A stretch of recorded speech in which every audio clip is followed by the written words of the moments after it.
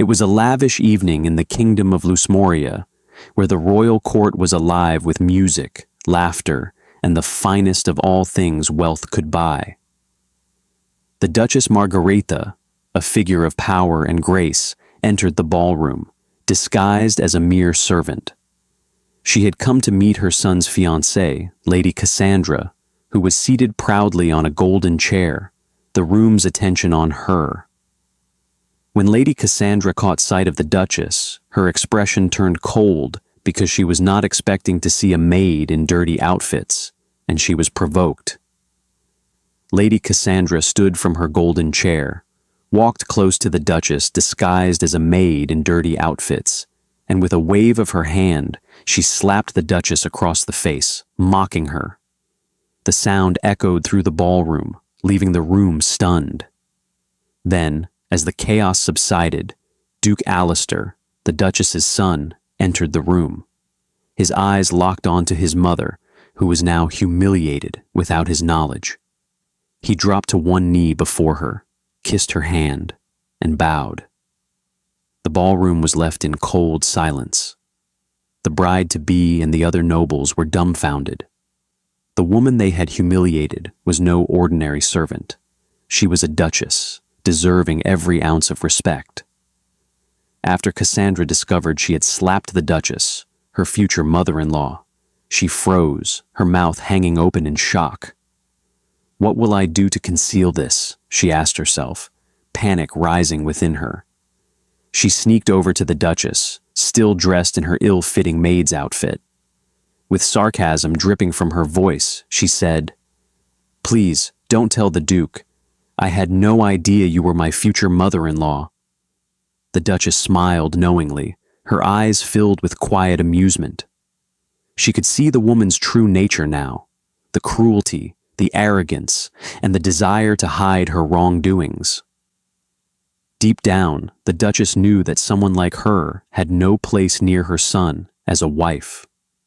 The woman's actions had sealed her fate. "Please, can I ask for a favor? Don't forget to like this video and subscribe to this channel. Your support means a lot and helps us bring you more exciting and heartfelt stories. Thank you. Now, let's dive into the story. Meanwhile, somewhere not far from the kingdom, just a few hours' drive away, a girl named Isabella had been raised in the shadow of her cruel uncle, Lord Varick, who had masterminded the death of her parents. They had died in a tragic accident, a tragedy that had been no accident at all. Lord Varick had orchestrated the deaths of Isabella's parents to seize their fortune. He knew that they were traveling late at night to tend to an emergency. Disguised as a madman, he hid behind a tree along the road.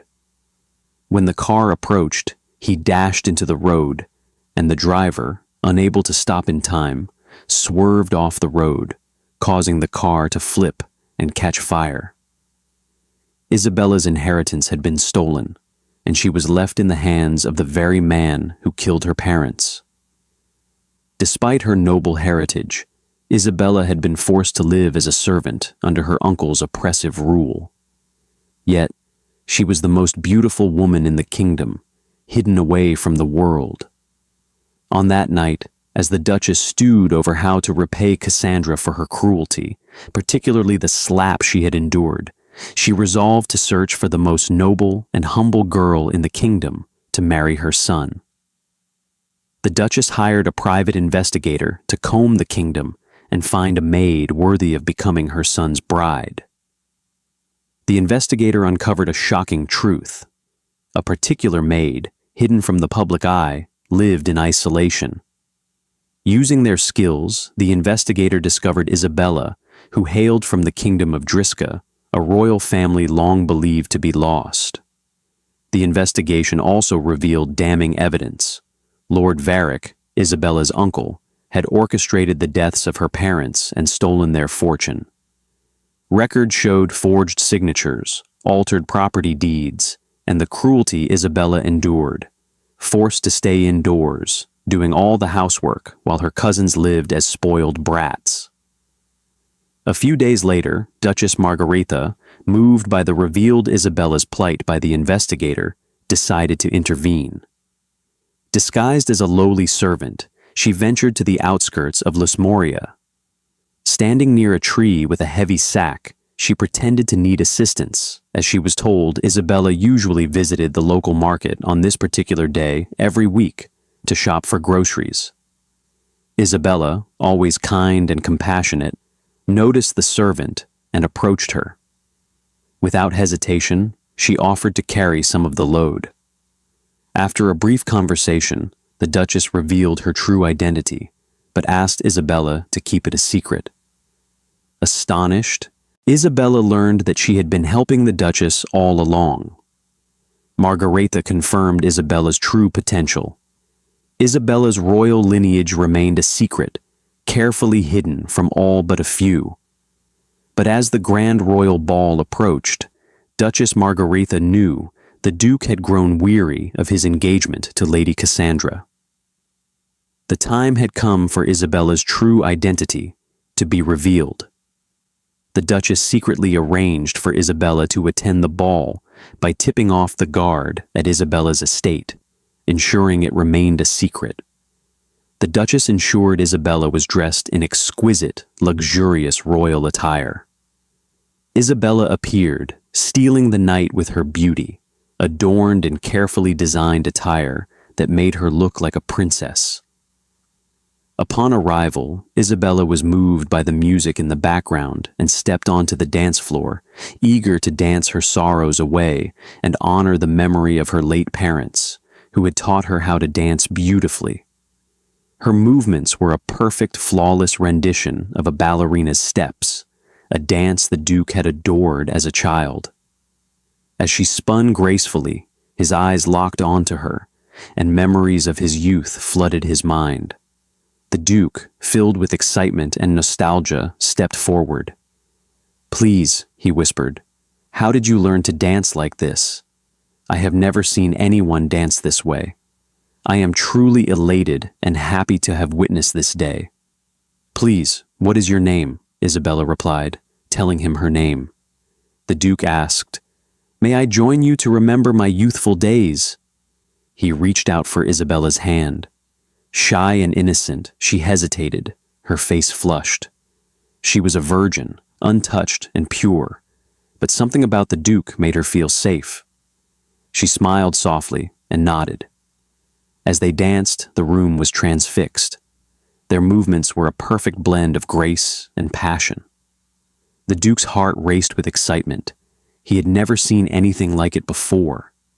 He knew, in that moment, that fate had brought them together, and he deeply felt that something special was unfolding. As Isabella's dance came to a breathtaking end, the Duke, once lost in the shallow dramas of Lady Cassandra, was now filled with an undeniable certainty. His heart was no longer with her. All it had taken was one look at Isabella, one flawless, perfect dance, and the Duke realized he had never truly loved Lady Cassandra. From her seat, Lady Cassandra watched with a venomous gaze. Her fists clenched as she saw the Duke captivated by Isabella's beauty, her heart burning with rage. How could he turn his attention to this girl, Cassandra thought. The Duke had always been hers. She had fought for his attention, fawned over him, and played her part perfectly. Isabella, in her humble attire and innocence, was nothing more than an obstacle to the life she had planned. In a moment of pure malice, Cassandra pushed through the crowd, her eyes fixed on Isabella. As she made her way toward the dance floor, she shoved Isabella from behind, hoping to send her crashing to the ground. But before Isabella could fall, the Duke's strong arms were around her, catching her with ease. He pulled her upright, his eyes blazing with anger. He turned to Cassandra, his jaw clenched. "Careful," the Duke warned coldly. Cassandra's hands tightened into fists, but she held back, a bitter smile curling on her lips. Suddenly, the royal guards, who had been standing at attention near the Duchess, stepped forward. One of them addressed the room in a serious tone. There is something very important that the royal guests need to know." The room went quiet, curiosity building among the guests. Without hesitation, Duchess Margaretha, who had been watching the scene unfold quietly, snapped her fingers. The gesture was swift and commanding. "Play the video, as I have instructed," she said firmly. The guards moved with precision, activating the royal screen. A shocking video appeared before all the guests. It was of Lady Cassandra, in all her arrogance, slapping Duchess Margaretha during the previous ballroom event.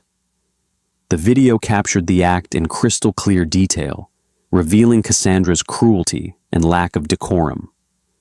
The room fell into stunned silence as the guests watched in disbelief. The Duke, horrified by the evidence, felt his anger surge within him. He was no longer the man deceived by her charms. His feelings for Lady Cassandra evaporated in an instant, and in that moment he realized the woman he had once planned to marry was nothing more than a cruel, selfish woman. His heart now belonged to someone else, someone pure, someone worthy. Lady Cassandra's face drained of color as the video played. The smirk she had once worn vanished, replaced by shock. She had always prided herself on her control, but now, watching her cruelty exposed for all to see, she realized her carefully constructed world was falling apart. Without hesitation, the Duke called for an immediate confrontation. He publicly ended his engagement with Lady Cassandra. "I cannot marry a woman who shows no respect for others, no compassion for those around her," he declared, his voice resonating with authority and disgust. Lady Cassandra's face contorted with disbelief and anger. She was not used to being rejected, let alone humiliated in such a way, but the Duke's resolve was unwavering. "You are no longer fit to be in my presence," he continued, turning his back on her. Desperation flooded Lady Cassandra's eyes as she collapsed to her knees, her voice cracking with pleading. "Please, my Duke, I beg of you, don't cast me away like this. I'll change. I'll become the woman you deserve." Her voice cracked with emotion, but it was too late. The Duke turned to the guards. "Take her away. She is banished from this kingdom, never to return," he ordered. The guards stepped forward, and Lady Cassandra was led out of the ballroom, her pleas echoing through the halls. Isabella watched, her heart heavy but resolute. Lady Cassandra had made her choice, and now she would face the consequences of her actions. After the dramatic fall of Lady Cassandra, the focus shifted to Lord Varick, Isabella's uncle, the mastermind behind the tragic deaths of her parents and the theft of their fortune. The private investigator hired by the Duchess had uncovered the truth, and the entire kingdom knew the story now. Lord Varick, caught in his lies, had nowhere to hide. A royal tribunal was set up, and Lord Varick was arrested. He stood before the court, his face pale and terrified as the evidence piled against him. Documents showing forged signatures, accounts of his cruel abuse towards Isabella, and his direct involvement in orchestrating the accident that killed her parents. The weight of his crimes was undeniable. The judge, in front of the entire kingdom, declared, "Lord Varick, you are guilty of murder, theft, and the abuse of your own niece.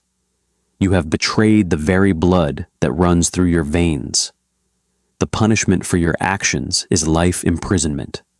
All stolen fortunes must be returned to the rightful heir, Isabella." Isabella stood in the court, her face filled with determination and strength. For the first time, she felt the weight of justice lift from her shoulders. She had long suspected her uncle's hand in her parents' deaths, but the truth had always been elusive. Now, seeing him stand trial, she knew, without a doubt, that justice was being served. But the punishment didn't end there. Lord Varick's wife and daughters were also arrested for their complicity in his crimes. They had aided him in the abuse and the theft, and they too were sentenced. The entire family was disgraced and banished from the kingdom. Isabella, originally from the neighboring kingdom of Driska, had long believed she died. Lord Varick, her cruel uncle, had meticulously crafted a lie, concealing the truth of her survival. After orchestrating the fatal accident that claimed her parents' lives, he spread the rumor that Isabella had perished alongside them in the crash. The kingdom, devastated by the loss of the royal family, had no reason to question it. Isabella's rightful bloodline, once thought to have ended in that tragic accident, was effectively erased from history. But what the kingdom did not know was that Lord Varick had manipulated everything. If you are enjoying the story so far, don't forget to like this video and subscribe to this channel. Your support means a lot and helps us bring you more exciting and heartfelt stories. Thank you. Back to the story. Lord Varick's ambitions went far beyond simple greed. His desire was driven by pure malice and envy. He was never interested in the throne of Driska, but in the fortune and wealth his brother had built. The royal bloodline was nothing more than an obstacle to him, and he removed it with cruel efficiency. Meanwhile, Duchess Margaretha, always with a heart full of compassion, had never forgotten Isabella. From the moment she met her as a servant in the ballroom, the Duchess knew there was something extraordinary about the young woman. As their bond deepened, the Duchess became more determined to help Isabella reclaim what was rightfully hers. A few months ago, upon discovering Isabella's royal bloodline, the Duchess used her resources and influence to investigate further. Though Lord Varick had covered his tracks, the truth slowly unraveled. With her powerful connections, the Duchess ensured justice for Isabella, knowing it was time for her to claim her rightful place on the throne. Few weeks later, with everything in place, the Duchess Margaretha and Isabella set off for Driska, the kingdom that had long believed its queen was dead. The journey was one of both excitement and apprehension. Isabella, though filled with a sense of purpose, could not help but feel a mix of emotions as she neared her homeland. She had been denied her heritage for so long, and now she was returning to claim what was hers. When they arrived, they were met with awe and disbelief. The royal guards, who had long been loyal to the crown, were stunned to see Isabella, alive, regal, and strong. Word spread quickly through the kingdom. People from all corners of Driska flocked to the palace to see their true queen return. Whispers of "Isabella is alive" filled the streets. The people were overwhelmed with joy, their hope reignited. The kingdom had waited for this day, and now it had arrived. The celebrations began before the coronation, as Driska's people rejoiced in the return of their queen. The days leading up to Isabella's coronation were filled with anticipation. The streets of Driska's capital city were decorated with vibrant banners, golden flags, and flowers, all symbolizing the return of their true queen. The kingdom, once filled with sorrow, was now alive with excitement. Isabella's coronation was not just a royal event, it was the restoration of their pride, their history, and their future. The people of Driska had long known of the legend of their royal family. They had heard stories passed down of a queen who would one day return to save them.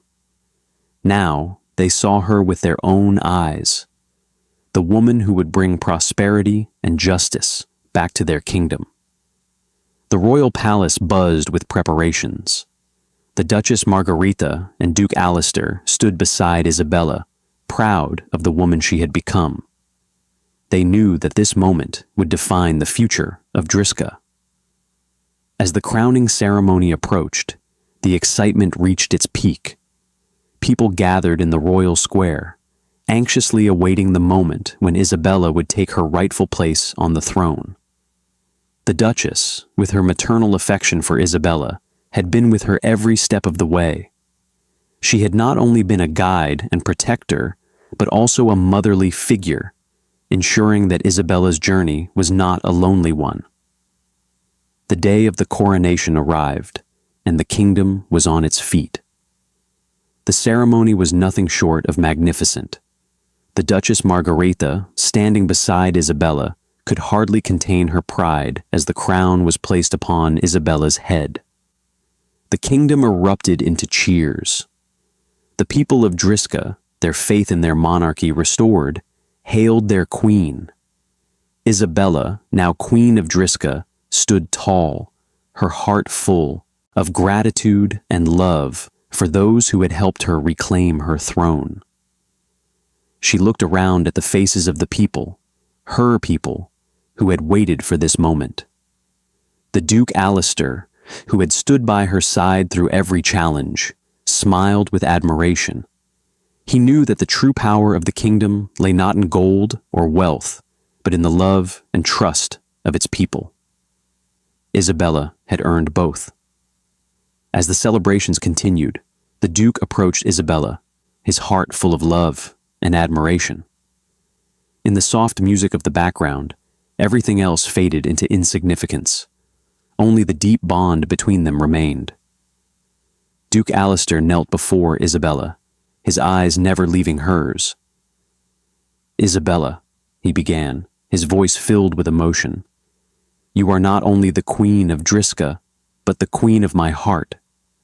The moment I set my eyes on you that night, I knew deep down that you were the one. When we danced, something magical enveloped me. I fell in love with you instantly, and since then, I have not been myself. Will you marry me?" Isabella, her heart racing, could hardly believe what she was hearing. She had spent so many years in darkness, fighting for survival. But now, standing before the man she loved, she knew that her life had truly come full circle. Tears filled her eyes as she nodded. "Yes, I will," she whispered, her voice trembling with joy. "I fell in love with you too, that night when we danced, and since then, I've dreamed of you and wished for this moment." The crowd erupted into cheers as Isabella and the Duke embraced, their love witnessed by the entire kingdom. The royal wedding was not just a celebration of love, but of a kingdom's rebirth. The palace, adorned with flowers, silk, and gold, reflected the joy. Months later, the couple was blessed with triplets, 3 beautiful children who would one day carry on the legacy of their parents. Isabella, once an orphaned maid, had become a queen, and together with her beloved Duke, they ruled Drisca with wisdom, compassion, and love. If you enjoyed this love story, please like, comment, and subscribe to see more heartfelt tales. Your support helps us continue creating the stories that make your heart race.